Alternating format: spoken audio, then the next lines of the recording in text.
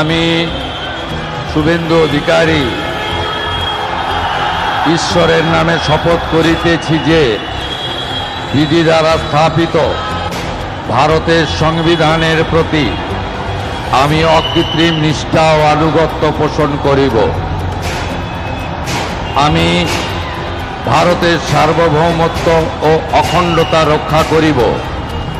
পশ্চিমবঙ্গ রাজ্যের মুখ্যমন্ত্রী রূপে আমার কর্তব্যসমূহ নিষ্ঠাপূর্বক এবং বিবেকসম্মতভাবে নির্বাহ করিব এবং ভয় বা পক্ষপাত, প্রীতি বা বিদ্বেষ রহিত হইয়া সকল শ্রেণীর জনগণের প্রতি সংবিধান ও বিধি অনুসারে ন্যায় আচরণ করিব।